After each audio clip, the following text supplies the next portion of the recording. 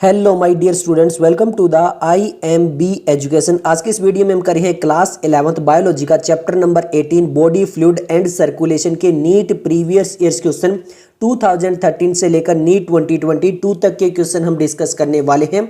और ये जो क्वेश्चन हम डिस्कस करेंगे वो डिटेल के अंदर डिस्कस करेंगे, और जो भी क्वेश्चन NCERT में से आया हुआ होगा तो मैं आपको वो पेज नंबर टॉपिक मेंशन कर दूंगा कि यहाँ पे इस पेज नंबर से ये नीट में क्वेश्चन आ चुका है, ताकि आपको एटलीस्ट ये पता चलता रहे कि कौन सा टॉपिक NCERT से और कौन सा आउट ऑफ NCERT से आया हुआ है। अगर कोई क्वेश्चन आउट ऑफ NCERT होगा तो वो भी मैं आपको डायरेक्टली मेंशन कर दूंगा कि ये क्वेश्चन जो है वो कंप्लीटली आउट ऑफ NCERT है। इससे पहले वाले सभी चैप्टर कंप्लीट हो चुके हैं। अगर आपने चैनल पर प्लेलिस्ट सेक्शन नहीं चेक किया है तो कर लीजिए, इससे पहले वाले सभी चैप्टर कंप्लीट हो चुके हैं। इन सब की जो PDF है वो आपको टेलीग्राम पर मिल जाएगी, जिसका लिंक जो है वो डिस्क्रिप्शन में दे दिया गया है। इसके अलावा ये भी बता दूंगा, अगर इस वीडियो को आप काफ़ी लेट देख रहे हो तो हो सकता है कि हमने क्लास 11th और 12th जो है वो सभी चैप्टर सेम फॉर्मेट के अंदर कंप्लीट करवा दिए हों। तो चलिए स्टार्ट करते हैं। ईयर वाइज यहाँ पर क्वेश्चन डिस्कस करने वाले हैं। सबसे पहले बात करते हैं नीट 2013 के क्वेश्चन के बारे में। अब आप देख सकते हो यहाँ पे जो 2013 में क्वेश्चन है वो दोनों ही डायग्राम बेस्ड है और दोनों ही डायग्राम NCERT से आए हुए हैं। फर्स्ट क्वेश्चन है, the diagram given here is a standard ECG, यानी यहाँ पर ये स्टैंडर्ड ECG शो किया गया है of a normal person. The P wave, यहाँ पे क्या पूछा है, P वेव रिप्रेजेंट द, यानी यहाँ पर ये आपको P वेव दिखाई दे रहा है, ये P वेव बोलती है इसको क्या ORS कॉम्प्लेक्स बोलते हैं और इसको T वेव बोलते हैं। तो यहाँ पे हमसे ये जो P वेव है इसके बारे में पूछा गया है कि ये P वेव यहाँ पर क्या चीज़ है। ऑप्शन दिया गया है the beginning of the systole, end of systole, contraction of both the atria, या फिर initiation of the ventricular contraction. तो यहाँ पर देखिए ये आपको जो है वो फिगर है NCERT की फिगर 18.3 ही जो है वो ये वाली है, और इसी के साइड में पैराग्राफ में सारा मेंशन किया गया है। NCERT का पेज नंबर की बात करें तो वो 286 है, हेडिंग वही है ECG वाली। ओके, अब यहाँ पर देखिए जो P वेव होती है, P वेव क्या रिप्रेजेंट करती है, P वेव आपकी रिप्रेजेंट करती है डीपोलराइजेशन, या फिर आप बोल सकते हो एक्साइटमेंट, या फिर आप बोल सकते हो contraction of both the atria. यानी जब वो दोनों एट्रिया कॉन्ट्रैक्ट करते हैं तो यहाँ पर क्या आता है, P वेव आता है। तो contraction of both the atria यहाँ पर आ जाएगा। अगर हम QRS की बात करें तो ये QRS कॉम्प्लेक्स इसको बोला जाता है, और यही भी आप बोल सकते हो कि एक्साइटमेंट या फिर डीपोलराइजेशन जो होता है, या फिर बोल सकते हो कि कॉन्ट्रैक्शन जब होता है वेंट्रिकल्स का, जब वेंट्रिकल कॉन्ट्रैक्ट करते हैं तो ये वाला QRS कॉम्प्लेक्स बनता है। तो फिर ये T वेव क्या रिप्रेजेंट करता है, T वेव जो है ये वाला, T वेव जो ये वाला है ये रिप्रेजेंट करता है एक्साइटेड टू नॉर्मल कंडीशन। यानी जब वेंट्रिकल्स होते हैं वो रीपोलराइजेशन हो रहे होते हैं तो वहां पर क्या वेव होती है, T वेव शो होती है। हमसे क्या पूछा है, P वेव पूछा है, that is means the contraction of both the atria हमसे पूछा है। प्योरली NCERT से आया क्वेश्चन है, आपके सामने आंसर आ चुका होगा। ओके, चलिए नेक्स्ट हम बात करते हैं क्वेश्चन नंबर 2 के बारे में। क्वेश्चन नंबर 2 है, the given figure show systematic schematic plan of blood circulation in human with label A to D, identify the label and it function. यानी हमें लेबल और फंक्शन देखने, यहाँ पर ये A, ये B, ये C और ये D इस टाइप से दिया हुआ है। ओके, एक एक करके अच्छे से बात करते हैं। सबसे पहले बात करें A के बारे में। A क्या है, A हमारा पल्मोनरी वेन है। B हमारा क्या है, B हमारा सिस्टमेटिक आर्ट है, जो डोर्सल एओर्टा लिखा हुआ है NCERT के अंदर। अगर वहां पर देखोगे यहाँ पर तो वहां पर डोर्सल एओर्टा मेंशन किया गया है। क्लियर है। C हमारा क्या है, C हमारा वेना कावा मेंशन किया गया, और D हमारा क्या मेंशन किया गया, पल्मोनरी आर्टरी मेंशन की गई है। ये चीज आपको क्लियर हो जानी चाहिए। ये कहां पर दिया हुआ है, ये NCERT का पेज नंबर जो 286 है, सॉरी 287 है, वहां पर है, और ये फिगर 18.4 है NCERT की, वहीं से ये सारा कुछ लिया गया है। ओके, अब सबसे पहले बात करते हैं, यहाँ पर बोला गया कि C जो है वो वेना कावा है, takes blood from body part to the right auricle. यहाँ पर पार्शियल प्रेशर CO2 का जो है वो 45 mm Hg दिया हुआ है। D को बोला गया, ये जो D है इसको बोला गया कि ये डोर्सल एओर्टा है, takes blood from heart to the body part, और यहाँ पे पार्शियल प्रेशर ऑक्सीजन 95 दिया गया है। C में बोला गया है यहाँ पर ऑप्शन में कि ये जो A वाला है वो पल्मोनरी वेन है, takes impure blood from the body parts, और यहाँ पर partial pressure of oxygen 60 mm of Hg दिया हुआ है। D हमारा बोला गया कि यहाँ पर ये जो B वाला दिया है ये पल्मोनरी आर्टरी है, takes blood from the heart to the lungs, और पार्शियल प्रेशर ऑक्सीजन दिया हुआ है। ओके, एक एक करके बात करते हैं। सबसे पहले A के बारे में बात करते हैं। A हमारा क्या है, पल्मोनरी वेन है, A पल्मोनरी वेन है, यहाँ तक तो बिल्कुल सही है। Okay, takes impure blood from the body part, जी नहीं, ये लंग्स के पास जाता है और लंग्स से जो ऑक्सीनेटेड ब्लड होता है उसको लेकर आता है। यहाँ पर ऑक्सीनेटेड ब्लड जो है वो लंग्स से आता है, और यहाँ पर जो पार्शियल प्रेशर ऑक्सीजन है वो 95 है। ये पार्शियल प्रेशर वाला कहाँ पर दिया हुआ है, ये हमारा इससे पहले वाला जो चैप्टर था, चैप्टर नंबर 17, वहां पर टेबल बनी हुई थी 17.1, उस टेबल में सबके पार्शियल प्रेशर दिए हुए थे। तो उसके अकॉर्डिंग ये तो हो गया गलत। ओके, बी देखते हैं। बी हमारा यहाँ पर पल्मोनरी आर्टरी दिया, पल्मोनरी आर्टरी तो ये डी वाला होता है, ये तो हमारा डोर्सल एओर्टा होता है, ये गलत हो गया। फिर इसके अकॉर्डिंग हमारा डी जो है वो डोर्सल एओर्टा नहीं, ये पल्मोनरी आर्टरी, ये इस टाइप से गलत हो गया। तो हमारे 3 ऑप्शन गलत हो गए। सी देखते हैं, वेना कावा।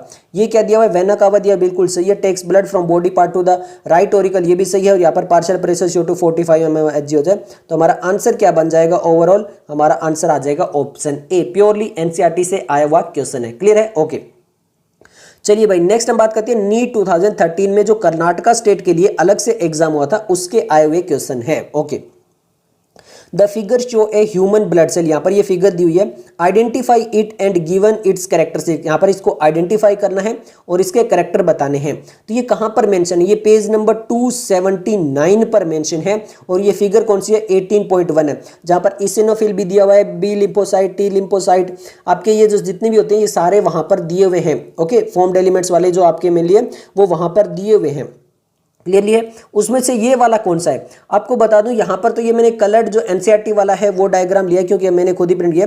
बट अगर यहाँ पर ये बस इतना चेंज हो जाए कि ये यहाँ पर आपका व्हाइट आ जाए और फिर इसमें ये ब्लैक ब्लैक जो डॉट दिखाई दे रहे हैं वो ऐसे ब्लैक ब्लैक हो जाए, तो बस इतना ही चेंज है। मतलब ये इस टाइप का तो आप पहचान ही लोगे कि इसे ब्लैक ब्लैक डॉट वाला कौन सा है। ओके, तो ब्लड सेल कौन सा है, बेसोफिल है, बी लिम्फोसाइट है, न्यूट्रोफिल है, मोनोसाइट है। मतलब सारे अलग अलग डायग्राम दिए हुए हैं। अगर आपको डायग्राम ही पता है तब भी हो जाएंगे। करेक्टर देख लेते हैं। इन्होंने बोला कि जो बेसोफिल है और ये आपका सेरोटोनिन सीक्रेट करता है इन्फ्लेमेटरी रिस्पॉन्स में। ये बोला गया कि ये बी लिम्फोसाइट है, forms about 20% of blood cells involve in immune response. ये बोला गया कि ये न्यूट्रोफिल है, मोस्ट एविडेंट ब्लड सेल है, फेगोसाइटिक है। मोनोसाइट में बोला गया लाइफ स्पैन ऑफ 3 डे है, प्रोड्यूस एंटीबॉडीज है। ओके, सबसे पहले बात करें कैरेक्टरिस्टिक्स, लगभग इनके सेम दिए, बट बी लिम्फोसाइट नहीं, आपका 20 to 25% जो है वो दोनों लिम्फोसाइट आ जाते हैं, जिसमें बी और टी लिम्फोसाइट भी दोनों आ जाते हैं। न्यूट्रोफाइल के लिए बिल्कुल सही दिया, मोस्ट एविडेंट ब्लड सेल्स होते हैं, अप्रोक्सीमेटली 60% होती है, वो सारा एनसीईआरटी में मेंशन है, मैं आपको बता रहा हूँ। फेगोसाइटिक होते हैं। बेसोफिल आपका सीक्रेटिन जो है सीक्रेट करता है सेरोटोनिन, इसके अलावा ये आपका हिस्टामाइन, हिपेरिन, ये सब में सीक्रेट करता है, इन्फ्लेमेटरी रिस्पॉन्स में होता है। सिंपल समझ लो, ये जो डायग्राम दिया हुआ है वो बेसोफिल का दिया हुआ है। वो किसका दिया हुआ है, बेसोफिल का दिया हुआ है। इसके जो फंक्शन लिखे हैं वो भी बिल्कुल सही लिखे हैं। तो हमारा आंसर क्या बन जाएगा, ऑप्शन ए बन जाएगा। आंसर क्या बन जाएगा, ऑप्शन ए बन जाएगा, क्योंकि ये एग्जैक्ट यही डायग्राम एनसीईआरटी का दिया हुआ है। चलिए भाई नेक्स्ट हम बात करते हैं क्वेश्चन नंबर 4 के बारे में। क्वेश्चन नंबर 4 जो है वो नीट 2013 कर्नाटका स्टेट का वाला है। डायग्राम प्योरली एनसीईआरटी वाला है, जो अभी बताया था आपको 18.4 ये फिगर है, पेज नंबर 287 वाला है। ओके, एक एक करके बात करते हैं। The figure show blood circulation in human with level A to D, select the option which give correct identification to level and function. यानी यहाँ पर इसका फंक्शन और इसका जो करेक्टर वो बिल्कुल सही होना चाहिए। ओके, यहाँ पर दिया ये ए क्या है, बी क्या है, सी क्या है, डी क्या है। ओके, एक एक करके देखते हैं। सबसे पहले इन्होंने बोला ये जो बी वाला है ये कैपिलरी है, ये थिन विदाउट मसल लेयर होती है, wall two cell layer thick होता है। बी में बोला गया कि ये जो आपका सी वाला पोर्शन है ये वेन है, थिन वॉल्ड होती है, ब्लड फ्लो इन जर्क्स होता है। आगे बोला गया है यहाँ पर डी के लिए कि ये जो आपका डी है ये पल्मोनरी वेन है और ये oxygenated blood from heart to the sorry ये वाला डी, हाँ ये वाला है, ये पल्मोनरी वेन है, takes oxygenated blood to the heart और पार्शियल प्रेशर ऑक्सीजन है यहाँ पर 95 mmH। और यहाँ पर आगे लिखा गया है कि ये जो आपका ए वाला है वो आर्टरी है, थिक वॉल्ड है और ब्लड जो है वो इवनली फ्लो होता है। ओके भैया, अब एक एक करके बात करते हैं। देखो वैसे तो मैंने आपको बता दिया कि इसका आंसर जो है, मैं आपको बताता हूँ एक चीज़ आप याद रखना, जब भी क्वेश्चन पेपर दो एग्जाम देने जाओ तो कई बार क्या होता है, मैंने आपको कई बार पिछले वाली वीडियोस में बताया है कि जो आपका कई बार जो करेक्ट आंसर होता है वो तो एनसीईआरटी में होता है और जो आपका इनकरेक्ट होता है वो कई बार आउट ऑफ एनसीईआरटी चला जाता है, बट फिर भी हम सारी चीज़ें एक्सप्लेन करते हैं। ओके, सबसे पहले तो बात करते हैं ऑप्शन ए के बारे में। इन्होंने बोला है बी कैपिलरी है, बी आपका कैपिलरी है, बिल्कुल सही है, ये बिल्कुल सही एनसीईआरटी में मेंशन है। थिन होता है, बिल्कुल सही, विदाउट मसल्स लेयर होता है, wall two cell layer thick, ये गलत बोल दिया इन्होंने। क्यों? क्योंकि आपका चैप्टर नंबर 7 में चले जाइए। चैप्टर नंबर 7 में जब जाते हैं हम तो वहां पर हम क्या पढ़ते हैं, वहां पर ये पढ़ते हैं कि स्क्वेमस एपिथेलियम होता है जहां पर डिफ्यूजन का काम होता है और ये केवल सिंगल सेल लेयर थिक होते हैं। तो आपका 2 सेल लेयर थिक नहीं होता, सिंगल सेल लेयर थिक होता है कैपिलरीज आपकी, ये चीज आपको क्लियर हो जानी चाहिए। ओके, आगे चलते हैं। सी में बोला गया वेन है, ये जो सी है वो वेन है, बिल्कुल सही है, थिन वॉल होती है, blood flow in jerks and spurts. अब आपको बताता हूं एक्चुअल में जो ब्लड फ्लो होता है वो इवनली होता है। क्यों? क्योंकि इसको ऑर्गन से ब्लड उठाना है, ऑर्गन से, और डायरेक्टली इसको हार्ट में लेके जाना है। जो आपका ये जर्क्स एंड स्पाउट्स में होता है ना, वो तो आर्टरीज में होता है। क्यों? क्योंकि बार बार हार्ट जो होता है वो ब्लड को पंप करता है, फिर रुक जाता है, फिर पंप करता है, फिर रुक जाता है, फिर पंप करता है, रुक जाता है। तो वो जर्क्स के अंदर आपका आर्टरीज के अंदर ब्लड आता है और वेन्स के अंदर इवन आता है। इन्होंने ऑपोजिट लिख दिया, यहाँ पर इन्होंने क्या लिख दिया, thick walled blood flow evenly, और यहाँ पर लिख दिया स्पर्ट। तो ये वेन वाला ये होगा, आर्टरी वाला ये होगा। तो ये हो गया दोनों ही गलत ऑप्शन। अब बच गया सी वाला। मैंने अब आपको सी वाला क्यों बता रहा हूं, ये एनसीईआरटी में मेंशन है। अगर आपको ये पता है कि ये एनसीईआरटी के अकॉर्डिंग बिल्कुल सही है, कोई भी इसमें गलती नहीं है, तो आप क्या लगाओगे, आंसर वही लगाओगे ना जिस पे आप 100% श्योर हो, और ये वो वाला ऑप्शन है। डी पल्मोनरी वेन है, डी पल्मोनरी वेन बिल्कुल सही है, पहले भी हम कर चुके हैं। टेक्स ऑक्सीनेटेड ब्लड बिल्कुल सही है, ऑक्सीनेट ये आपका लंग्स है, लंग्स से ऑक्सीनेटेड ब्लड लेके आता है कहां पर, टू द हार्ट, बिल्कुल सही है। Partial pressure of oxygen 95 mmHg है, बिल्कुल सही है, क्योंकि इससे पहले वाला जो चैप्टर है उसमें टेबल दी हुई है 17.1, ओके, और वो पेज नंबर है 273, वहां पर दी हुई है। आपको बता दूं इसके अलावा वहां पर एक डायग्राम भी दिया हुआ है, इससे आगे वहां पर भी ये चीज मेंशन है।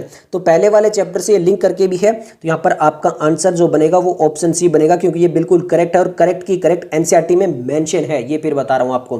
तो आंसर आ जाएगा ऑप्शन सी।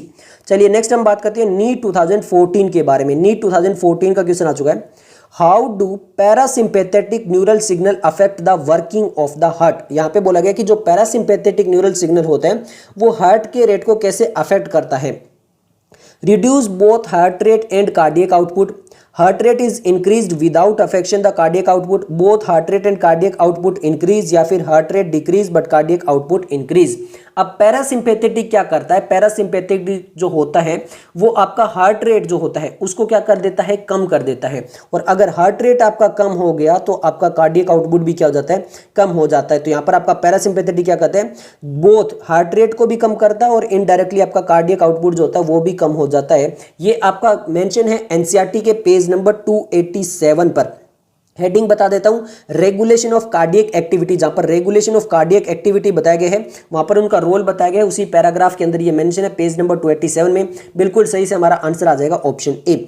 चलिए नेक्स्ट हम बात करते हैं क्वेश्चन नंबर 6 के बारे में। क्वेश्चन नंबर 6 है, person with blood group A is considered as universal recipient because he has. यहाँ पे बोला गया है कि एक जो ब्लड ग्रुप जिसका ब्लड ग्रुप ए बी है उसको यूनिवर्सल रेसिपिएंट बोला जाता है। क्यों? क्योंकि वो सबसे ब्लड ग्रुप ले सकता है, वो ओ वाले से भी, ए वाले से भी, बी वाले से भी, ए बी वाले से। इसका रीजन बताना है, ऐसा क्यों है। Both A and B antigen on RBC but no antibodies in the plasma. Second बोला गया both A and B antibodies in the plasma. C बोला गया no antigen on RBC and no antibody in the plasma. And D बोला गया both A and B antigen in the plasma but no antibodies. अब ये बहुत ही interesting सा question है। क्या देखो यहां पर क्या बोला गया, इन्होंने एक चीज को याद रखो, इन्होंने बोला कि both A and B antigen on RBC. यहां पर क्या बोला, both A and B antigen in the plasma. और नो एंटीबॉडीज, यहां पर भी नो एंटीबॉडीज। तो यहां पर ए और बी ऑप्शन में ज्यादा चेंज नहीं है, बस थोड़ा सा चेंज है। पर ये बता दूं ये एनसीईआरटी से ही है, एनसीईआरटी का पेज नंबर 280 जहां पर A B O blood grouping की बात की गई है वहां पर टेबल दी हुई है 18.1। इस चैप्टर की जो सबसे पहली टेबल है उस टेबल में बहुत स्टूडेंट क्या करते हैं, बस ऐसा देख लेते हैं भैया ए को में एंटीजन कौन सा है, एंटीबॉडी कौन सा है, इस टाइप से चेक कर लेते हैं क्लियरली। तो वहां पर वो ऊपर वाला नहीं देखते कि वहां पर ऊपर क्या लिखा है एग्जैक्ट। वहां पर ऊपर लिखा है कि ये जो आपकी एंटीजन होती है वो होती है आरबीसी पर और जो आपका एंटीबॉडीज होती है वो होती है प्लाज्मा में। तो ये चीज काफी इंपॉर्टेंट हो जाती है जो आप मिस नहीं कर सकते एनसीईआरटी रीड करते हो। और वहीं से ये क्वेश्चन पूछा गया है। यहाँ पर केवल एंटीजन एंटीबॉडी है या नहीं वो बताने से काम नहीं चलेगा, किसके ऊपर है या किसके अंदर है वो बताने से काम चलेगा। वो इस टाइप का क्वेश्चन है। और ये भी चीज आपकी एनसीईआरटी के टेबल 18.1 में सबसे ऊपर जो हेडिंग होती है वहां पर मेंशन की गई है। अब जो आपका ए बी ब्लड ग्रुप होता है वहां पर जो आपके एंटीजन होते हैं वो तो दोनों के दोनों प्रेजेंट होते हैं और आरबीसी के ऊपर होते हैं, बट वहां पर कोई भी एंटीबॉडीज नहीं होती और वो एंटीबॉडीज कहां पर होती है, प्लाज्मा में। तो यहां पर हमारा आंसर क्या बनेगा, ऑप्शन ए बन जाएगा। ऐसा क्यों होता है, क्योंकि यहां पर एंटीजन जो है वो तो दोनों आरबीसी पर, भाई कोई भी एंटीबॉडीज नहीं होती है। तो आंसर आ गया आपका। ओके नेक्स्ट हम चलते हैं नीट 2015 के बारे में। अब नीट 2015 में देखते हैं, अभी तक कोई ऐसा क्वेश्चन नहीं है जो आउट ऑफ एनसीईआरटी हो। आगे चलते हैं। Doctors use stethoscope to hear the sound produce during each cardiac cycle. यानी कार्डियक साइकिल के टाइम पे स्टेथोस्कोप से जो हार्ट साउंड प्रोड्यूस कराता है वो सुनी जाती है। The second sound is heard when. तो सेकेंड साउंड पूछिए कि सेकेंड साउंड कब आएगी। ओके, इसका मतलब दो साउंड आती है, एक फर्स्ट साउंड आती है, एक सेकंड साउंड आती है, तो कौन सी आएगी? Okay, AV node receive signal from SA node, AV wall open up, ventricular wall vibrate due to the gushing in of the blood from atria, या फिर semilunar wall close down after the blood flow into the vessel from ventricle। Okay भैया, दो sound आती है, first sound को हम बोलते हैं लब, सेकंड साउंड को बोलते हैं डब। अब ये कहां पर दिए? एनसीईआरटी का पेज नंबर 285 पे दिए, जहां पे कार्डियक साइकिल वाला पोर्शन चलता है, उसका बिल्कुल लास्ट पैराग्राफ जो होता है कार्डियक साइकिल करने के अंदर, वहां पर। अब फर्स्ट साउंड कब आती है? फर्स्ट साउंड आती है जब आपका bicuspid and tricuspid valve close होती है। क्लोज कौन सा? आपका बाई एंड ट्राइकस्पिड वॉल जब क्लोज होगा तो आपकी फर्स्ट साउंड आएगी, that is the lub. Okay, तो फिर सेकंड साउंड कब आएगी? Dub, that is the closure of semilunar valve. जब आपका जो है वो सेमील्यूनर वॉल क्लोज होगा तो आपकी जो साउंड आएगी वो आएगी डब एंड सेकंड साउंड आएगी। क्लियर है? ओके, तो अब आपका आंसर आ जाना चाहिए, that is the सेमील्यूनर close down after the blood flow into the vessel from ventricle. तब हमारे पास में सेकंड साउंड आती है, that is the mention in NCERT. तो ये भी हमारा आंसर आ जाएगा ऑप्शन डी। ओके भैया, अब नेक्स्ट वाला जो क्वेश्चन है वो यहां से भी है और मेनली आपका एनिमल किंगडम से। मान लो कि एनिमल किंगडम से ये question. Okay, which one of the following animal have two separate circulatory pathway. यहां पर पूछा कि किसके अंदर दो सेपरेट सर्कुलेटरी पाथवे होता है, यानी ये डबल सर्कुलेशन की बात कर रहा है। वेल के अंदर होता है, शार्क के अंदर होता है, फ्रॉग के अंदर होता है, या फिर लिजार्ड के अंदर होता है। ओके, तो यहां पर ये जो आपका सर्कुलेटरी पाथवे ये तो यहीं पर मेंशन है पेज नंबर 282 पर, ये चीज क्लियर होगी। बट मेनली जो आपके एग्जांपल दिए गए ना वो सारे के सारे एनिमल किंगडम वाले दिए हैं जो कि एनसीईआरटी में मेंशन है। अब एनसीईआरटी में कहां पर मेंशन है? 57 पे तो आपका जो है वो शार्क मेंशन है, शार्क वाला मेंशन है। फ्रॉग भी आपका 57 पे है। 58 पे आपका कौन सा है? लिजार्ड वाला मेंशन होगा। और 60 पे आपका वेल पे, जहां पे मेमल्स वगैरह का मेंशन होगा। ओके, तो अब सबसे पहले बात करते हैं आपका सिंगल सर्कुलेशन किसके अंदर होता है। सिंगल सर्कुलेशन होता है जहां पे केवल दो चेंबर डट होता है, वो होता है आपका पिस्कस के अंदर यानी फीसिस के अंदर और आपका एम्फीबियन में। तो फ्रॉग एंड शार्क के अंदर केवल सिंगल सर्कुलेशन होता है, दो चेंबर हार्ट होता है। लिजार्ड आपका आता है रेप्टाइल्स के अंदर और वहां पर आपका इनकम्प्लीट डबल सर्कुलेशन होता है। इनकम्प्लीट डबल सर्कुलेशन होता है क्यों? क्योंकि 3 चेंबर हार्ट होता है, ये आपका आता है रेप्टाइल्स में।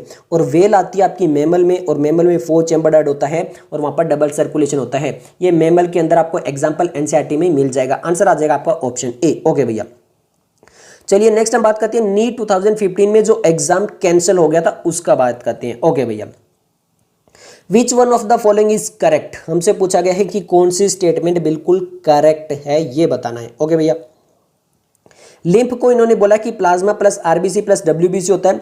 ब्लड को बोला है plasma plus RBC WBC platelets होता है। प्लाज्मा को बोला है ब्लड माइनस लिम्फोसाइट। सीरम को बोला है ब्लड प्लस फाइब्रिनोजन। ओके भैया, एक एक करके बात करते हैं। लिम्फ आपका क्या होता है? लिम्फ के अंदर जो कैरेक्टर वगैरह होते हैं जो लिम्फेटिक वेसल्स के अंदर चला जाता है उसका सेम वही चीजें होती है जो प्लाज्मा के अंदर मिलती है। ये चीज आपका मेंशन की गई है एनसीईआरटी के पेज नंबर 282 के बारे में, लिम्फ के बारे में। तो यहाँ पर ये प्लाज्मा आरबीसी डब्ल्यूबीसी, वहां पे फॉर्म्ड एलिमेंट्स वगैरह नहीं होते, जो प्लाज्मा में है लगभग वही चीजें मिलती है, आरबीसी डब्ल्यूबीसी नहीं मिलती। ब्लड के अंदर आपका प्लाज्मा मिलता है, आरबीसी मिलती है, डब्ल्यूबीसी मिलती है, प्लेटलेट्स मिलती है। बिल्कुल सही है, जहां पे चैप्टर स्टार्ट होता है, जहां पे ब्लड लिखा हुआ है सबसे पहले, ये आपका पेज नंबर 278 से स्टार्ट हो जाता है। तो वहीं पर तो मेंशन किया गया है, वहीं पर मेंशन किया गया ब्लड के अंदर कि blood is formed from the plasma and formed elements. और फॉर्म्ड एलिमेंट्स में उससे जो नेक्स्ट वाला पेज है वहां पर फॉर्म्ड एलिमेंट्स में आरबीसी दैट इज इरिथ्रोसाइट और आपका डब्ल्यूबीसी और आपका प्लेटलेट्स, ये तीनों बताए गए। तो ये आपका क्या हो जाता है? ब्लड हो जाता है। बिल्कुल सही है ये। प्लाज्मा ब्लड माइनस लिम्फोसाइट ऐसा नहीं है, लिम्फोसाइट हटाने के बाद में ये कोई जरूरी नहीं है कि ब्लड में से लिम्फोसाइट हटा दिए, तो नहीं, फॉर्म्ड एलिमेंट सारे हटेंगे। सीरम क्या होता है? Blood plus fibrinogen. जी नहीं, फाइब्रिनोजन तो आपका जो है वो कोएगुलेशन में हेल्प करता है। सीरम एक्चुअली में क्या होता है? विदाउट क्लॉटिंग फैक्टर होता है, बट ये फाइब्रिनोजन तो क्लॉटिंग का काम होती है, ये भी गलत हो गया। तो आंसर आ जाएगा हमारा ऑप्शन बी। बहुत आसानी से आंसर आ जाएगा। एनसीईआरटी में मेंशन किया है जहां पर चैप्टर स्टार्ट होता है वहीं पर ही। क्लियर है? ओके, नेक्स्ट हम बात करते हैं क्वेश्चन नंबर 10 के बारे में। क्वेश्चन नंबर 10 है blood pressure in the mammalian aorta is maximum during. Aorta में कब जो है वो आपका ब्लड प्रेशर मैक्सिमम होगा, ये पूछा हमसे। Systole of the left ventricle, diastole of the right atrium, systole of the left atrium, diastole of the right ventricle. सबसे पहले तो सिस्टोल और डायस्टोल समझो। डायस्टोल का तो मतलब होता है जब वो रिलैक्स कंडीशन में होता है, और सिस्टोल का मतलब होता है जब वो कॉन्ट्रैक्ट करता है। सबसे पहले बात ये समझ लो, ये वाला सारी चीजें दी हुई है एनसीईआरटी का पेज नंबर 285 जहां पे कार्डियक साइकिल स्टार्ट होती है। वहां पर जब कॉन्ट्रैक्शन होगा तो ब्लड प्रेशर ज्यादा होगा, जब रिलैक्सेशन होगा तो ब्लड प्रेशर कम होगा। ये चीज आपको सिंपल सी पता होनी चाहिए। क्लियर है? तो अब यहां पर क्या है देखो, सबसे पहले तो सिस्टोल वाले के हिसाब से ब्लड प्रेशर ज़्यादा हो सकता है। फिर हम बात करते हैं आपका एओर्टा किसके साथ अटैच होता है। सबसे पहले तो एट्रियम वाले हटा दो, या तो वो वेंट्रिकल के साथ में होता है। अब आपका एओर्टा जो होता है वो राइट के साथ में नहीं, वो लेफ्ट वेंट्रिकल के साथ में होता है। आपको पता ही है हार्ट 4 चेम्बर्ड होता है। अगर मैं इस टाइप से बना लूँ तो ये हमारा राइट साइड हो गया और ये हमारा लेफ्ट साइड हो गया। तो यहाँ से एओर्टा निकलता है, तो ये लेफ्ट वेंट्रिकल से अटैच होगा। तो लेफ्ट वेंट्रिकल वाला कौन सा है, ये लेफ्ट वेंट्रिकल है। और ये इसका भी जब कॉन्ट्रेक्शन होगा तो सबसे ज़्यादा होगा। तो हमारा आंसर तो बन गया ना ऑप्शन ए। और ये सारा कुछ थोड़ा सा दिमाग लगा लो और कुछ है ही नहीं। देखो लेफ्ट वेंट्रिकल कहीं दिया और नहीं, क्योंकि एओर्टा तो वहीं से होगा ना जब ब्लड प्रेशर मैक्सिमम तभी होगा जब उसका कॉन्ट्रैक्शन होगा। तो आंसर आपका क्या आ गया, ऑप्शन ए आ गया। आसानी से आ गया होगा, बहुत आसानी से आ गया होगा। ओके, नेक्स्ट हम बात करते हैं क्वेश्चन नंबर 11 के बारे में। इरिथ्रोपोइसिस स्टार्ट इन, दो जगह से। अब कई बच्चे इसमें कंफ्यूज हो जाएंगे, ये इरिथ्रोपोइसिस क्या आ गया। इरिथ्रोपोइसिस इसे पहले वाले चैप्टर में भी हमने डिस्कस किया, डाइजेशन एंड एब्जॉर्प्शन वाले में, हाँ सॉरी, डाइजेशन एंड एब्जॉर्प्शन वाले चैप्टर में हमने डिस्कस किया था ये क्वेश्चन। वहां पे भी मैंने बताया था इरिथ्रोपोइसिस क्या होता है। इरिथ्रोपोइसिस क्या होता है, इरिथ्रोपोइसिस होता है फॉर्मेशन ऑफ आरबीसी। मेरी राइटिंग तो अभी से डॉक्टर जैसी लग रही है। Okay, formation of RBC that is the red blood cell. अब यहां पर देखो समझो, फॉर्मेशन ऑफ आरबीसी कहां पे लिखा हुआ है, ये आपका चैप्टर नंबर 22 जो हार्मोन्स वाला है। वहां पर जब आप ये हार्मोन्स पढ़ते हो कि आपका अलग अलग ऑर्गन के अंदर जो हार्मोन्स होते हैं उसके बारे में जब आप डिटेल ले रहे होते हो, तो वहां पर ये चीज मेंशन की गई है चैप्टर 22 में कि इरिथ्रोपोइसिस कहां पर होता है, that is the formation of RBC होता है। अब आपको समझ में आ गया होगा that is the formation of RBC कहां होता है, ये तो अब आप पता लगा लोगे। ये तो यही मेंशन है फॉर्म्ड एलिमेंट्स के अंदर, जहां पर आपका पता। स्प्लीन क्या होता है आपका, ग्रेवयार्ड ऑफ आरबीसी। किडनी के अंदर नहीं होता, लिवर के अंदर नहीं होता, रेड बोन मेरो के अंदर होता है। ये कहां पर मेंशन है, ये इसी चैप्टर के अंदर मेंशन है, पेज नंबर 279, जहां पे फॉर्म्ड एलिमेंट्स आरबीसी वाला, वहीं पर मेंशन है कि आपका जो आरबीसी होती है वो रेड बोन मेरो के अंदर, एडल्ट के अंदर बनती है। तो आंसर आ जाएगा ऑप्शन बी। आसानी से आ गया। ओके, चलिए नेक्स्ट हम बात करते हैं, लेते हैं नीट 2016 फेज 1 के बारे में। क्वेश्चन 12 पूछा गया, blood pressure in the pulmonary artery is, यानी जो पल्मोनरी आर्टरी के अंदर ब्लड प्रेशर है उस वो क्या है। More than that in the pulmonary vein, less than that in the vena cava, same as that in the aorta, more than that in the carotid. Okay भैया, सबसे पहले बात करते हैं पल्मोनरी आर्टरी की। आपको पता है ये हमारा हार्ट हो गया, 4 चेम्बर्ड हार्ट हो गया, यहाँ से हमारी पल्मोनरी आर्टरी निकलती है, यहाँ से पल्मोनरी वेन आती है। ये पल्मोनरी वेन, ये पल्मोनरी आर्टरी, ये वेंट्रिकल से कॉन्ट्रैक्ट होकर यहाँ पे जाएगी और यहाँ पे लंग से आएगी। तो इसका जो ब्लड प्रेशर होगा वो तो हमारा पल्मोनरी आर्टरी का क्या हो गया, ज़्यादा हो गया। किससे, पल्मोनरी वेन से। ये बिल्कुल करेक्ट है, ये चीज करेक्ट है। अब आपका कईयों का होगा same as that in the aorta, नहीं जी, एओर्टा क्योंकि पूरे सिस्टमेटिक में लेके जाता है तो ये आपका ज्यादा इसमें होता है, तो ये सेम नहीं होता है, ये वाला गलत होगा। यहाँ पर हमारा आंसर आएगा more that in the pulmonary when. एक तो ये हमारा आंसर आ गया। अब ये डायरेक्टली एनसीईआरटी में कहीं पे मेंशन नहीं है, ये मैं आपको फिर बता रहा हूँ, बट ये आपके पल्मोनरी आर्टरीज, वेन और ये सारी चीजें जो है वो आप डिस्कस कर सकते हो। जैसे पेज नंबर 285 पे जहाँ पे कार्डियक साइकिल दी है वहाँ पर ये सारी चीजें बताई गई है, बट डायरेक्टली जो है वो एनसीईआरटी में ये चीज मेंशन नहीं है और मुझे बताने में कोई तकलीफ नहीं है। ओके, इससे आगे वाला क्वेश्चन भी डायरेक्टली एनसीईआरटी में मेंशन नहीं है। In mammals which blood vessels would normally carry largest amount of urea, यानी यहां पर पूछा गया है कि कौन सी ब्लड वेसल्स होती है वो generally largest amount of urea को लेकर जाती है। Hepatic vein, hepatic portal vein, renal vein या फिर डोर्सल एओर्टा। तो जो लार्जेस्ट अमाउंट ऑफ यूरिया लेके जाती है वो हिपैटिक वेन आपका आंसर दिया हुआ है। ये भी आपका एनसीईआरटी में मेंशन नहीं है। क्लियर हो गया। ओके, चलिए नेक्स्ट हम बात कर लेते हैं नीट 2016 फेज 2 के बारे में। Name the blood cell whose reduction in number can cause clotting disorder leading to the excessive loss of blood from the body। हमें वो ब्लड सेल बताना है जिसका अगर नंबर कम हो जाए तो क्लोटिंग डिसऑर्डर हो सकता है और एक्सेसिव लॉस ऑफ ब्लड हो सकता है बॉडी से। इरिथ्रोसाइट, ल्यूकोसाइट, न्यूट्रोफिल और थ्रोम्बोसाइट, ये बताने में तो कोई भी तकलीफ आपको नहीं होनी चाहिए। पेज नंबर 280 पे दिया हुआ है फॉर्म्ड एलिमेंट्स का लास्ट वाला प्लेटलेट्स। प्लेटलेट्स को क्या बोलते हैं, थ्रोम्बोसाइट, और ये जो लाइन है वो एनसीईआरटी की कॉपी पेस्ट की गई है। तो हमारा आंसर आ जाएगा ऑप्शन डी। ओके है, चलिए नेक्स्ट हम बात कर लेते हैं question number 15। Serum differ from blood in लेकिन ग्लोबुलिन, लेकिन एल्ब्यूमिन, लेकिन क्लोटिंग फैक्टर या फिर लेकिन एंटीबॉडीज। ये भी एनसीईआरटी के अंदर मेंशन है, जहां पे प्लाज्मा वाला सेक्शन आपका मेंशन है। पेज नंबर 279 में फर्स्ट पैराग्राफ की लास्ट लाइन ये चीज मेंशन है कि सीरम क्या होता है, प्लाज्मा विदाउट क्लोटिंग फैक्टर, यानी अगर विदाउट क्लोटिंग फैक्टर कोई चीज होती है तो उसको बोलते हैं सीरम। तो यहाँ पर विदाउट क्लोटिंग फैक्टर जो होता है उसको बोलते हैं सीरम। तो आंसर क्या आ जाएगा, ऑप्शन सी आ जाएगा, as it is directly NCERT में मेंशन है। क्लियर है। ओके, अब हम बात करते हैं नीट 2017 के बारे में। अब यहाँ पर थोड़ी सी तो है वो टाइपिंग थोड़ी सी अलग है, क्योंकि मैंने पहले से टाइप कर रखे थे ये वाले क्वेश्चन, वो अभी के। Adult human RBC R E nucleated, यानी इन्होंने बोला है कि जब एडल्ट ह्यूमन आरबीसी होती है वो ई न्यूक्लिएट होती है, मतलब वहां पर न्यूक्लियस नहीं होती है। Which of the following statement is are most appropriate explain for this feature. यहाँ पे बोला गया है कि मोस्ट अप्रोप्रिएट एक्सप्लेनेशन बतानी है कि वो ई न्यूक्लिएट क्यों होती है। पहला, they do not need to reproduce, they are somatic cell, they do not metabolize, या फिर all their internal space is available for oxygen transport। अब देखो मेनली जो आरबीसी का काम होता है वो हीमोग्लोबिन के साथ में मिलकर ऑक्सीजन का ट्रांसपोर्ट का काम होता है, और अगर किसी और चीज को उठा के बार बार लेके जाना है तो खुद को काफी हल्का रहना पड़ेगा। अगर खुद ही काफी भारी हो जाएगा तो किसी और को उठाएगा तो और ज्यादा भारी हो जाएगा।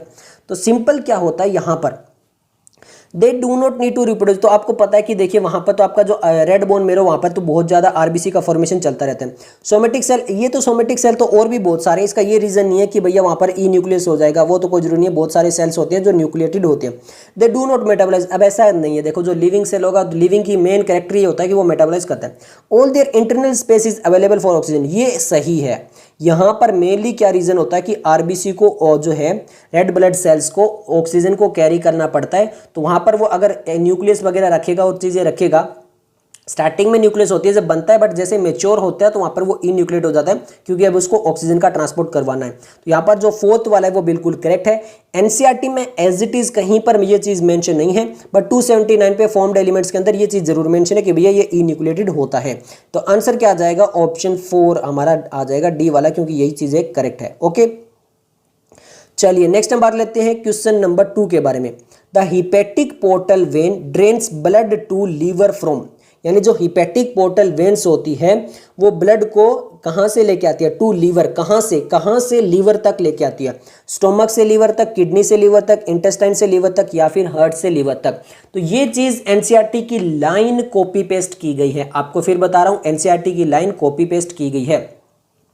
पेज नंबर 287 जब आप रीड करोगे तो ऊपर ही ऊपर आपको मिल जाएगा डबल सर्कुलेशन, ये वाला जो आपका है वहीं पर बताया गया। जब डबल सर्कुलेशन वाली हेडिंग आप पढ़ोगे इस चैप्टर के अंदर, तो वहीं पर उससे आगे वाला पेज जब टर्न चला जाएगा तो वहां पर पहली लाइन आप जब पढ़ोगे 2-3 लाइनें, तो वहीं पे बोला गया कि हिपेटिक पोर्टल वेन जो होता है वो आपका ब्लड लेके जाता है from intestine to the liver, from intestine to the liver. तो आंसर आ गया आपका ऑप्शन सी। क्लियर है? ओके, चलिए भैया नेक्स्ट हम बात करते हैं नीट 2018 के बारे में। नीट 2018 में हमें मैच द कॉलम क्वेश्चन दिया है। अब बहुत आसानी सा मैच द कॉलम दिया है। Tricuspid, bicuspid and semi lunar wall के बारे में इन्होंने बात की है। ओके भैया, कोई भी दिक्कत नहीं होने वाली है। ओके, अब देखते हैं इन्होंने बाइकस्पिड ट्राइकस्पिड कहां पर है, तो ये पेज नंबर 283 पर है आपका। वहां पे हार्ट का डायग्राम भी बना हुआ है, ह्यूमन सर्कुलेटरी सिस्टम के बारे में बात की गई है आपका। ये सारा कुछ हार्ट वगैरह बता के वहां पे मेन फंक्शन बताया गया कि हार्ट कैसा कुछ होता है उस टाइप से, और नीचे डायग्राम भी बना हुआ है। ओके, सबसे पहले बात करते हैं ट्राइकस्पिड वॉल कहां पे होते हैं। तो ट्राइकस्पिड वॉल आपके कहां पर होंगे, लेफ्ट साइड में या फिर राइट साइड में। ट्राइकस्पिड आपके होते हैं राइट साइड में। तो फिर वो जो होता है वो राइट एट्रिया और राइट वेंट्रिकल के बीच में होते हैं। तो राइट एट्रिया और राइट वेंट्रिकल के बीच में आपका ट्राइकस्पिड वॉल हो जाएगा। बिल्कुल सही है ये। क्लियर हो गया? ओके, नेक्स्ट हम बात कर लेते हैं बाइकस्पिड वॉल कहां पे होते हैं। ये आपके लेफ्ट साइड में होते हैं, लेफ्ट एट्रिया और लेफ्ट वेंट्रिकल के बीच में आपका बाइकस्पिड वॉल होता है। फिर बच गया सेमील्यूनर वॉल। सेमील्यूनर वॉल होते हैं जहां पे आपका एओर्टा निकल रहा होता है वेंट्रिकल से, और पल्मोनरी आर्टरी निकल रही होती है। ये चीज भी आपकी एनसीईआरटी के अंदर मेंशन है। तो हमारा चला जाएगा फर्स्ट थर्ड के साथ में। फर्स्ट थर्ड के साथ में केवल एक ही ऑप्शन है और कोई ऑप्शन ही नहीं है। चलो फिर भी आगे देख लेते हैं। सेकंड हमारा फर्स्ट के साथ में, थर्ड सेकंड के साथ में, तो हमारा आंसर आ जाएगा ऑप्शन सी। अगर एक ही बता देते तो भी आंसर आ रहा है, फिर भी हमने पूरे बताए हैं। आंसर आ गया हमारा ऑप्शन सी। चलिए नेक्स्ट हम बात लेते हैं क्वेश्चन नंबर 4 के बारे में। वापस से आ गया match the column question. Okay भैया, मैच द कॉलम क्वेश्चन देखिए। इधर वाले आप एक नेगलेक्ट कीजिए, इधर वाले पे ध्यान दीजिए। मैच द कॉलम है fibrinogen, globulin, albumin, osmotic balance, blood clotting, defence mechanism. आपको ही पता है जहां पे चैप्टर स्टार्ट होता है, नीचे प्लाज्मा स्टार्ट होता है, पहले ब्लड फिर प्लाज्मा। प्लाज्मा के अंदर 3 प्रोटीन बताई गई है, और वो 3 प्रोटीन यही है, फाइब्रिनोजन, ग्लोबुलिन और एल्ब्यूमिन प्रोटीन बताई गई है, और एक वो सीरम वाला बताया गया, विदाउट क्लोटिंग फैक्टर वाला सीरम होता है। ये चीज बताएगा, और इनके फंक्शन भी बताए गए हैं आगे वाले पेज पे, जहां पे आपका पेज नंबर है लगभग 279। ओके, सबसे पहले आप बात करते हैं फाइब्रिनोजन। फाइब्रिनोजन कहां पे होता है, ब्लड क्लोटिंग के अंदर इसका रोल होता है, वो अब बात कर चुके हैं। ग्लोबुलिन, अब आपको बताता हूं ग्लोबुलिन कहां पर आएगा। ग्लोबुलिन आप समझ जाओ, अगर आपको थोड़ा सा हिंट देता हूं मैं। जैसे हम एंटीबॉडीज पढ़ेंगे, अलग अलग टाइप की एंटीबॉडीज, ये आपका डिफेंस मैकेनिज्म में जाता है। वहां पर हम एंटीबॉडी पढ़ जाते हैं, ऐसे पढ़ जाते हैं ना, IgA, IgD, IgM, IgE, तो इस टाइप का पढ़ रहे होते हैं ना IgG। तो ये IG क्या है, I का मतलब इम्यूनो, G का मतलब होता है ग्लोबुलिन। इम्यूनोग्लोबुलिन प्रोटीन जो होता है ना वहाँ पे इम्यूनोग्लोबुलिन, तो ये वही है। तो वो क्या हो गया, डिफेंस मैकेनिज्म एंटीबॉडीज में। एल्ब्यूमिन कहाँ पे चला गया, ऑस्मोटिक बैलेंस के अंदर। तो ये हमारा आपका डिफेंस, सॉरी ये हमारा ब्लड क्लॉटिंग के साथ में चला गया, ये हमारा डिफेंस मैकेनिज्म का, एल्ब्यूमिन हमारा ऑस्मोटिक बैलेंस। एनसीईआरटी में दिया हुआ है सारा कुछ, वहीं से ही बता रहा हूँ, एनसीईआरटी में यही है मेंशन किया हुआ। तो हमारा फर्स्ट जो है वो सेकंड के साथ जाना चाहिए, फर्स्ट हमारा सेकंड के साथ एक ही जगह जा रहा है, यहाँ से भी एक ही जगह, सेकंड हमारा थर्ड के साथ में और थर्ड हमारा फर्स्ट के साथ में, तो आंसर आ गया हमारा ऑप्शन डी। क्लियर हो गया, ओके। नेक्स्ट बात कर लेते हैं क्वेश्चन नंबर 5 के बारे में। क्वेश्चन नंबर 5 है हमारा, अच्छा क्वेश्चन नंबर 5 नीट 2019 का है। What would be the heart rate of a person if the cardiac output is 5 litre, blood volume in the ventricle at the end of diastole is इतना है, at end of the ventricle systole इतना है, तो कितना कितना क्या होगा। बहुत ही अजीब सा क्वेश्चन दिया है, कैलकुलेशन वाला क्वेश्चन दिया है, मैथ लगानी पड़ेगी यहाँ पर, बट इसका जो फॉर्मूला है वो लिखा हुआ है कार्डियक साइकिल वाले पोर्शन में। पेज नंबर 284 से स्टार्ट होता है, पेज नंबर 285 पे मेंशन है आपका कार्डियक साइकिल वाला। कार्डियक साइकिल में एक फॉर्मूला दिया हुआ है, that is the stroke volume. क्या दिया हुआ है, स्ट्रोक वॉल्यूम। हाँ, ये चीज आपको याद रखनी है, multiply by heart rate is equal to cardiac output, ये वाला याद रखना है। अब हमें यहाँ पर कार्डियक आउटपुट दे दिया है, यहाँ पर हमें इनडायरेक्टली स्ट्रोक वॉल्यूम दिया है, अब कितना वो आगे बात करेंगे। और यहाँ पर हमें हार्ट रेट पूछा है, ओके यही हो गया, हार्ट रेट ही तो पूछा ना, हार्ट रेट, ओके। अब ये 5 लीटर तो हो गया। देखो blood volume in the ventricle at the end of diastole. End of diastole का मतलब क्या है कि जब वो रिलैक्स स्टेट में है तो वहां पर ये जो हमारा वेंट्रिकल है, ये जब रिलैक्स स्टेट में तो इसमें 100 मिलीलीटर ब्लड था। At the end of ventricle systole मतलब कॉन्ट्रैक्ट कर गया, जब वो कॉन्ट्रैक्ट कर गया तो उसमें से 50 मिलीलीटर ही निकला, और एंड करने के बाद मतलब कॉन्ट्रैक्ट करने के बाद में वेंट्रिकल के अंदर अब भी 50 मिलीलीटर बच गया। तो पूरा वेंट्रिकल से ब्लड बाहर कितना गया, केवल 50 मिलीलीटर गया। अब आप ऐसे समझो ना, इसमें पहले 100 मिलीलीटर ब्लड था, कॉन्ट्रैक्ट किया, इसमें 50 बच गया, तो बाहर कितना चला गया, 50 तो चला गया। तो यही चीज हमें बात करनी है। तो 100 माइनस 50, ये हमारे पास में आ गया 50 मिलीलीटर। अब ये 50 मिलीलीटर है क्या, वो होता है हमारा स्ट्रोक वॉल्यूम। स्ट्रोक वॉल्यूम क्या होता है, ये एनसीईआरटी में वहीं पर मेंशन है। Stroke volume is the blood that is pumped out from each ventricle during its contraction. जब कॉन्ट्रैक्शन के टाइम पे वेंट्रिकल से निकलने वाला जो ब्लड होता है वो कहलाता है स्ट्रोक वॉल्यूम। दैट इज कितना हो गया, 100 माइनस 50, 50 हो गया। अब निकाल लोगे, ये लीटर है, ये मिलीलीटर है। तो ये क्या करना होता है, फिजिक्स मैथ थोड़ा बहुत तो पढ़ा होगा आपने, फिजिकल केमिस्ट्री में भी जब पढ़ते हो तो यूनिट सेम रखनी पड़ती है। तो लीटर को मिलीलीटर में कन्वर्ट कर लेते हैं। तो यहाँ पर क्या होगा, हमारे पास में फॉर्मूला याद होगा आपको, stroke volume multiply by heart rate is equal to cardiac output. अब हमें हार्ट रेट निकालना है तो कार्डियक आउटपुट अपॉन में क्या करना पड़ेगा, स्ट्रोक वॉल्यूम। कार्डियक आउटपुट कितना है हमारा, 5 लीटर को हम कर लेंगे 5000 मिलीलीटर हो गया। और ये हमारा स्ट्रोक वॉल्यूम कितना था, 50 था। ये 0 से 0, ये 5 से कट गया, तो ये हमारा आंसर आ गया 100 बीट आ गया भाई, 100, 75, 100, 125, 100।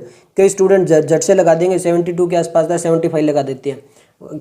ऐसा ही नहीं दिया है, थोड़ा मैथ कैलकुलेशन लगानी पड़ेगी, थोड़ा दिमाग लग के जाएगा और समझ के जाएगा। ओके चलिए भैया, नेक्स्ट हम बात कर लेते हैं क्वेश्चन नंबर 6 है हमारा। क्वेश्चन नंबर 6 क्या है, मैच द कॉलम क्वेश्चन पूछा गया है। पी वेव क्या हुआ रस कॉम्प्लेक्स, ये हमने पहला क्वेश्चन देखा था डायग्राम के साथ में।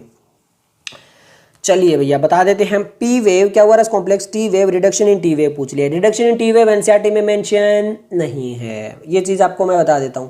पर क्या हमारा आंसर आ जाएगा, जब हम 3 मिला देंगे तो एक तो फिर मिलेगा ही मिलेगा। पी वेव की बात कर लेते हैं। डीपोलराइजेशन क्या होता है, डीपोलराइजेशन का मतलब होता है कॉन्ट्रैक्शन। अब कॉन्ट्रैक्शन किसका होगा डीपोलराइजेशन के अंदर, एट्रिया का। पी वेव में बात की थी कि दोनों एट्रिया का कॉन्ट्रैक्शन होगा, डीपोलराइजेशन आप इसको बोल सकते हो। तो पहला चला जाएगा फोर्थ के साथ में, पहला फोर्थ के साथ में 2 में जा रहा है, 2 तो हमारे ऑप्शन ऐसे हट गए। क्या हुआ रस कॉम्प्लेक्स मैंने बताया था, वेंट्रिकल के साथ में, फर्स्ट के साथ जाना चाहिए, फर्स्ट के साथ एक ही जा रहा है आंसर निकला। फिर भी चलते हैं आगे, टी वेव के साथ में बात करते हैं। T wave, simple T wave. Simple T wave में क्या था, रीपोलराइजेशन ऑफ वेंट्रिकल था। दैट मींस वो वापिस से जो है वो रिलैक्स कंडीशन में जा रहा है, तो कॉन्ट्रैक्ट टू वो रिलैक्स हो रहा है, तब वाली सिचुएशन जब होती है। तो हमारा सेकंड के साथ जाना चाहिए। अब रिडक्शन इन टी वेव क्या होता है, ये कोरोनरी इस्केमिया होता है। कोरोनरी इस्केमिया में क्या होता है, जब प्रॉपर सप्लाई नहीं हो पाती ब्लड को तो उसको बोलते हैं, उसकी वजह से ये रिडक्शन इन टी वेव हो जाता है। तो हमारा थर्ड के साथ चला जाएगा। तो 4, 1, 2, 3 तो हमारा आंसर तो पहले ही आ गया, तो आंसर चला जाएगा ऑप्शन डी। एनसीईआरटी वाले 3 मेंशन थे, आपको फिर बता रहा हूँ। ईसीजी पेज नंबर अब भी बोल गया तो 286 पर डायग्राम भी दिया, साइड में लिखा भी है सब कुछ। चलिए नेक्स्ट हम आ जाते हैं नीट 2019 में उड़ीसा स्टेट के लिए जो अलग से एग्जाम होता है उसके क्वेश्चन है। All the component of the nodal tissue are auto excitable, why does SA node act as the normal pacemaker. SA node जो होता है, जो साइनो एट्रियल नोड होता है, वो नॉर्मल पेसमेकर की तरह क्यों कहते हैं उसको। SA node has the lowest rate of depolarization, क्योंकि वहां पे लोवेस्ट रेट ऑफ डिपोलेशन है। SA node is the only component of to generate the threshold potential. Only SA node can convey the action potential to the other component. या फिर SA node has the highest rate of depolarization. समझो भैया इसको ऐसा क्यों बोलते हैं, क्योंकि यहां पर यही जो कंपोनेंट होता है वो क्या करता है, आपका जनरेट करता है एक्शन पोटेंशियल को जनरेट करने वाला आपका SA नोड होता है। ये कहां पर मेंशन है, पेज नंबर 284 पे दो नोड दिए, एक तो आपका AV नोड दिया है, पहले SA नोड दिया ऊपर की साइड में, वहां से आपका जो है कॉन्ट्रैक्शन होते हैं, दोनों एट्रिया करवाते हैं, फिर वो सिग्नल AV नोड पे जाते हैं, फिर वो पुरकंजी और फाइबर के थ्रू होते हुए पूरे हार्ट में वेंट्रिकल में जाते हैं, फिर वो कॉन्ट्रैक्ट करवाते हैं। तो यहाँ पर ये बोल देना कि लोवेस्ट रेट ऑफ डिपोलेशन ये नहीं होगा, only component to generate the threshold potential. तो ये हमारा आंसर आ जाएगा ऑप्शन बी। नेक्स्ट हम बात कर लेते हैं क्वेश्चन नंबर 8 के बारे में। क्वेश्चन नंबर 8 है हमारा, a specialized nodal tissue embedded in the lower corner of the right atrium. अब आप ही समझ लो, लोअर कॉर्नर में मैंने अभी बता दिया, close to atrio ventricular septum, तो ये तो AV नोड हो गया। Delay the spreading of impulse to the heart apex of the about 0.1 second, the delay allows. अब यहां पर जो नर्व इंपल्स जनरेट हुई है तो वो तो SA नोड से जनरेट हुई थी, पहुंची AV नोड में, तो वहां पर कह रहे हैं थोड़ा सा डिले हो जाता है। अब ये डिले की वजह से क्या चीज होती है, अगर ये डिले हो रहा है 0.1 सेकंड, इसकी वजह से क्या चीज पॉसिबल हो पाती है, blood to enter aorta, the ventricle to empty completely, blood to enter pulmonary artery, या फिर the atria to empty completely. ये इतना 0.1 सेकंड की वजह से क्या होता है कि SA नोड ने जैसे ही एक्शन पोटेंशियल जनरेट किया, दोनों एट्रिया कॉन्ट्रैक्ट होते हैं, और एट्रिया में जैसे ही कॉन्ट्रैक्ट होते हैं तो ब्लड और ज्यादा पंप होकर कहां पे चला जाता है, आपका वेंट्रिकल में चला जाता है। तो सिंपल आंसर क्या आएगा, एट्रिया एम्प्टी कंप्लीटली हो जाते हैं और ब्लड जो होता है वो वेंट्रिकल में चला जाता है। Blood to enter aorta, aorta में इसका नहीं है अभी, वो तो AV नोड में करेगा फिर जाके। The ventricle to empty, ventricle नहीं होगी, जब वहां पे सिग्नल जाके फिर वो उसको कंप्रेस करेगा तब चीजें होगी। Blood to enter pulmonary artery, ये पल्मोनरी आर्टरी में अभी कहां जाएगा, तो आंसर आ गया ऑप्शन डी। नेक्स्ट हम बात लेते हैं नीट 2020 के बारे में। The QRS complex in standard ECG represent repolation of auricle, depolation of auricle, depolation of ventricle, repolarization of ventricle। ये तो बहुत ही आसान सा है, अभी मैच द कॉलम में करके कहते हैं, सबसे पहला क्वेश्चन था वहां पे पूरा देखा था, डीपोलराइजेशन ऑफ वेंट्रिकल, हमारा आंसर आ जाना चाहिए। तो आंसर आ जाएगा ऑप्शन सी, पेज नंबर 286 पे दिया हुआ है। ओके, नेक्स्ट आ जाते हैं मैच द कॉलम क्वेश्चन। अब ये वाला मैच द कॉलम क्वेश्चन बहुत स्टूडेंट को लगा हुआ, ये थोड़ा आउट ऑफ एनसीईआरटी आ गया, ये कहां से आ गया, ये आ गया, वो आगे देखो, इसिनोफिल, बेसोफिल, न्यूट्रोफिल और लिम्फोसाइट। ये तो आपको पता है कि ये फॉर्म्ड एलिमेंट्स के अंदर दिया है, पेज नंबर 279 पे, जहां पे फॉर्म्ड एलिमेंट्स है व्हाइट ब्लड सेल्स के अंदर, ये सारी चीजें दी हुई है। ओके, सबसे पहले बात करते हैं इसिनोफिल। इसिनोफिल क्या होता है, देखो इसिनोफिल यहां पर तो ये चीज लिखा हुआ है कि ये जो आपका एलर्जिक रिएक्शन वगैरह होता है ना, वहां पर ये इसका मेन रोल होता है। अब आप कहोगे कि एलर्जिक रिएक्शन वाला तो यहाँ पे कहीं नहीं है, यहाँ पे तो immuno response, phagocytosis, release histamine destructive enzyme और रिलीज ग्रेन्यूल्स कंटेनिंग हिस्टामाइन है। ओके, तो देखो समझो, आपको बेसोफिल तो अच्छे से पता ना कि बेसोफिल क्या रिलीज करता है। बेसोफिल तो हमने इसका डायग्राम पढ़ा था कि बेसोफिल जो होता है वो दोनों, वैसे तो इसिनोफिल और बेसोफिल दोनों ग्रेन्यूल्स के अंदर आते हैं। ग्रेन्यूल्स, ए ग्रेन्यूलोसाइट भी तो हमने पढ़ा था यहीं पे एनसीईआरटी में, पेज नंबर 279 पे, थोड़ा बहुत याद हो तो यहाँ पर बेसोफिल तो आपने देखा था कि बेसोफिल जो होता है वो आपका इन्फ्लेमेटरी रिएक्शन के अंदर काम आता है। इसके अलावा यहाँ पर आपका हिस्टामाइन, सेरोटोनिन और आपका जो हिपेरिन वगैरह होते हैं वो रिलीज करते हैं। तो बेसोफिल आपका क्या करेगा, ये आपका हिस्टामाइन को रिलीज करेगा। इसिनोफिल में क्या लिखा हुआ है कि ये एलर्जी वगैरह जो रिएक्शन होती है उस टाइम पे ये जो है वो अपना एक्टिवेट करके अपना फंक्शन परफॉर्म करता है। अब एलर्जी वाला अगर आप देखोगे तो क्लास 12 में चैप्टर नंबर 8 में चले जाओ, जो ह्यूमन हेल्थ एंड डिजीज है वहां पे एलर्जी वाला पोर्शन पढ़ो। एलर्जी वाला पोर्शन जब पढ़ोगे तो वहां पे पढ़ोगे कि आपका जो हिस्टामाइन वगैरह होता है उनसे एलर्जी होती है, और जब अगर एलर्जी को स्टॉप करना है तो एंटी हिस्टामाइन वगैरह दिए जाते हैं। तो यहाँ पर जो रिलीज हिस्टामाइनेज क्या करेगा, ऐसा एंजाइम है ना जो उसको डिस्ट्रक्टिव करेगा, तो ये हमारा थर्ड के साथ चला जाएगा। अब आप कहोगे ये एनसीईआरटी में मेंशन नहीं है, तो ये दो जगह से लिंक करके है, थोड़ा दिमाग लगाना पड़ता है।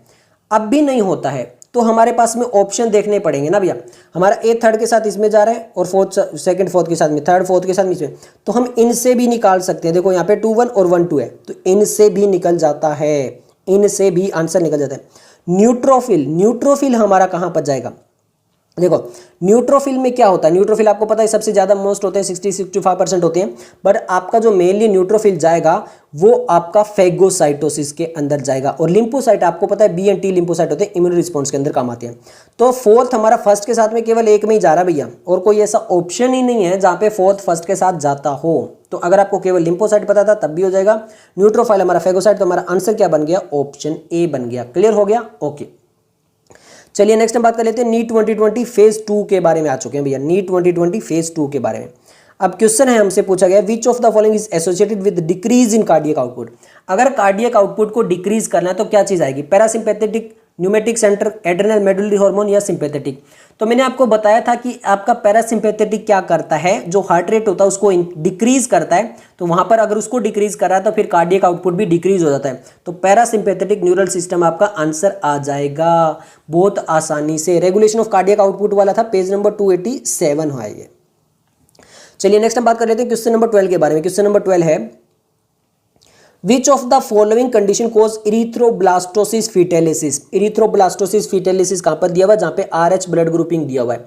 जो हमने आप ब्लड ग्रुपिंग देखा था ना, AB यूनिवर्सल क्यों है, ये सब कुछ क्यों है, तो वहीं पर दिया हुआ है। उससे आगे वाले पैराग्राफ में ऊपर ही ऊपर कि यहाँ पर ही होता है, उसमें साफ साफ हमें क्या बताना है कि मदर जो है वो RH positive, foetus RH negative, दोनों RH नेगेटिव, दोनों RH पॉजिटिव, या फिर मदर नेगेटिव और फीटस RH पॉजिटिव, हमें ये चीज़ बतानी है। तो वहाँ पर सिंपल लिखा गया है कि अगर मदर RH नेगेटिव और फीटस RH पॉजिटिव है तो मदर के ब्लड के अंदर एंटीबॉडीज बनने लगती है RH के लिए, और उसी वजह से वो इरिथ्रोब्लास्टोसिस फिटेलिस हो सकता है। तो आंसर आ जाएगा ऑप्शन डी। पेज नंबर है ये लगभग 281, क्योंकि 280 में तो हमने वो टेबल डिस्कस की थी इसलिए। चलिए भैया आ जाते हैं नीट 2021 के क्वेश्चन के बारे में। नीट 2021 का क्वेश्चन है which enzyme is responsible for the conversion of inactive fibrinogen to fibrin. Fibrinogen को फाइब्रिन में बनाने वाला एंजाइम कौन सा है, थ्रोम्बिन है, रेनिन है, एपिनेफ्रिन है, या फिर थ्रोम्बोकाइनेज है। ओके, तो यहाँ पर जो हमारा आंसर आएगा एनसीईआरटी का पेज नंबर 281, वहाँ पर कोएगुलेशन ऑफ ब्लड वाला पैराग्राफ है, वहाँ पे बताया गया कि फाइब्रिनोजन टू फाइब्रिन में कन्वर्ट करने के लिए जो एंजाइम यूज होता है वो होता है थ्रोम्बिन। अब प्रोथ्रोम्बिन से जब थ्रोम्बिन कन्वर्ट करे होता है तो थ्रोम्बोकाइनेज आएगा। मतलब एक प्रोथ्रोम्बिन ले लो, मतलब ये भी इनएक्टिव स्टेज में, उसको जब प्रोथ्रोम्बिन को हम थ्रोम्बिन में कन्वर्ट करेंगे तो वहाँ पे यूज होगा थ्रोम्बोकाइनेज। और जब ये थ्रोम्बिन क्या करता है, फाइब्रिनोजन को फाइब्रिन में, तो हमारा मेन यहाँ पे फाइब्रिनोजन टू फाइब्रिन पूछा है, दैट इज द थ्रोम्बिन आ जाएगा। एनसीईआरटी में ही मेंशन है सब कुछ, एनसीईआरटी का ही बता रहा हूँ मैं आपको, page number 281 coagulation of blood वाले पैराग्राफ में है। चलिए नेक्स्ट क्वेश्चन नंबर 14 देखते हैं भैया। क्वेश्चन नंबर 14 पूछा गया है person with AB blood group are the called universal recipient, this is due to. AB blood group वाले को यूनिवर्सल रेसिपिएंट बोला गया।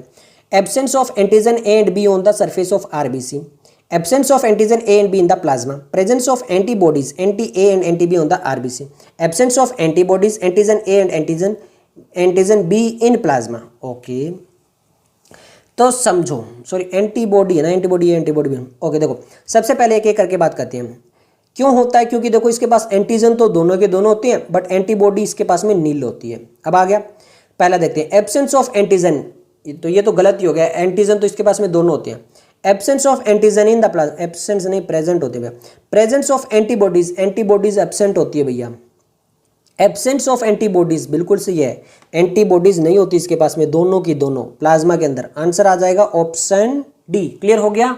अब ये कहां पर दिया हुआ है, टेबल दी हुई है 18.1, पेज नंबर कौन सा हो गया, याद हो जाना चाहिए 280 पे। चलिए अब आ गए हैं नीट 2020 के क्वेश्चंस के अंदर, और नीट 2020 के 2 के अंदर सॉरी, और क्वेश्चन पूछा गया है हमारा statement type, correct incorrect statement पूछा गया। Okay, given below are two statement. पहला है the coagulum is formed of network of thread called thrombin. Second है spleen is the graveyard of erythrocyte. अब देखते हैं एक एक करके बात करते हैं। देखो पहला आप देखते हैं कोएगुलम is formed of network of thread called, क्या था, फाइब्रिन था क्या, या थ्रोम्बिन था। थ्रोम्बिन तो एंजाइम था जो फाइब्रिनोजन को कन्वर्ट कर रहा था किसके अंदर, फाइब्रिन के अंदर। एनसीईआरटी का पेज नंबर 281 पे जो कोएगुलेशन ऑफ ब्लड वाला, वहां पे साफ साफ ये लाइन से लिखी है the coagulation is formed by the network of thread called fibrin not a thrombin. Thrombin तो वो एंजाइम था जो फाइब्रिन में, ये क्या हो गया, गलत हो गया एनसीईआरटी के। Spleen is the graveyard of erythrocyte, erythrocyte मतलब RBC, बिल्कुल करेक्ट है। एनसीईआरटी का page number 279 formed elements RBC में लास्ट वाला पैराग्राफ, बिल्कुल सही लाइन है, ये बिल्कुल करेक्ट है। तो 1 इनकरेक्ट है, सेकंड करेक्ट है। देखते हैं, 1 इनकरेक्ट, सेकंड इज करेक्ट, बिल्कुल हो गया। दोनों करेक्ट नहीं है, दोनों इनकरेक्ट नहीं है, स्टेटमेंट 1 करेक्ट है भी नहीं, तो आंसर क्या बन गया, ऑप्शन ए बन गया, प्योरली एनसीईआरटी बेस्ड आ गया। चलिए भैया अब नेक्स्ट बात कर लेते हैं क्वेश्चन नंबर 16 के बारे में। विच one of the following statement is correct, correct पूछा गया, करेक्ट। ओके भैया एक एक करके बात करते हैं। पहला, increase ventricular pressure cause the closing of semilunar valve, यानी जब वेंट्रिकुलर प्रेशर इंक्रीज होता है तो वहां पे सेमिल्यूनर वॉल्व क्लोज हो जाते हैं, नहीं भैया ओपन हो जाते हैं, और ट्राइकस्पिड एंड बाइकस्पिड क्लोज होते हैं। एनसीईआरटी में मेंशन है ये साफ साफ, कार्डियक साइकिल वाले में। कार्डियक साइकिल आपका 284 पे स्टार्ट होता है, 285 पे खत्म होता है, पहले बताना। तो यहाँ पर ये तो गलत हो गया कि यहाँ पर वेंट्रिकुलर प्रेशर इसको क्लोज कर देगा, इसको बिल्कुल भी क्लोज नहीं करेगा, वो आपका बाइकस्पिड ट्राइकस्पिड को क्लोज करेगा, इनको तो ओपन करेगा, यहाँ से ब्लड का फ्लो होना इसलिए। नेक्स्ट हम बात करते हैं the atrio ventricular node, there is AV node generate an action potential to stimulate atrial contraction. Atria contract करवाने के लिए तो एसए नोड जनरेट करता है, एसए नोड जो आपका साइनो एट्रियल नोड है वो एक्शन पोटेंशियल को जनरेट करता है, उसकी वजह से आपका कॉन्ट्रैक्ट होता है, ये गलत है, वहीं पे कार्डियक साइकिल वाले में मेंशन है। The tricuspid and bicuspid wall open due to the pressure exerted by the simultaneous contraction of the atria। इन्होंने बोला है कि जब दोनों का जब कॉन्ट्रैक्शन होता है तो ये आपके bicuspid and tricuspid valve open हो जाते हैं, वो पहले से ओपन रहते हैं। जब कार्डियक साइकिल लिखी हुई है तो वहाँ पे साफ साफ लिखा है कि मान लीजिए ये जॉइंट डायस्टोल के अंदर है, जॉइंट डायस्टोल मतलब सारे ओपन है, रिलैक्स है, तो ब्लड क्या करेगा, पल्मोनरी वेन से आएगा और वेना कावा से आएगा, और वो डायरेक्टली आपका एट्रिया के थ्रू होता हुआ कहाँ पे चला जाएगा, वेंट्रिकल में चला जाएगा, बिकॉज ये दोनों ओपन है। इन्होंने क्या कहा कि ट्राइकस्पिड बाइकस्पिड ओपन होते हैं क्योंकि वहां पर वो होता है, नहीं, जब यहाँ पर इसका कोई रोल नहीं है। ये ओपन कब होते हैं ये समझो, ये भी एनसीईआरटी के पेज नंबर 285 पे लिखा हुआ है। ये ओपन तब होते हैं जब आपका वहां से ब्लड आता है, जब वेना कावा और आपका पल्मोनरी वेन से जब ब्लड आ रहा होता है तो उस टाइम पे ये ओपन हो जाते हैं। इनके लिए और कुछ नहीं करना पड़ता है, वो जो प्रेशर वो ब्लड करता है, ये कॉन्ट्रैक्ट होने वाला प्रेशर नहीं है, ये गलत है। Blood move freely from atrium to the ventricle during the, अभी तो यही तो बताया था, यही तो लिखा हुआ है जहाँ पे कार्डियक साइकिल स्टार्ट होती है कि ब्लड जो है वो एट्रिया से वेंट्रिकल में फ्रीली आ रहा होता है जब जॉइंट डायस्टोल का मतलब सारे कुछ अच्छे से रिलैक्स स्टेट में तब। तो ये बिल्कुल सही है, तो आंसर हमारा आ जाएगा ऑप्शन डी, क्योंकि हमसे पूछा भी करेक्ट था, ये प्योरली एनसीईआरटी से ही है। तो हमारे आगे ये सारे चैप्टर थे, ये सारे क्वेश्चन थे जो हमारा कंप्लीट होता है। मिलते हैं जल्दी नेक्स्ट वीडियो के साथ, तब तक के लिए धन्यवाद।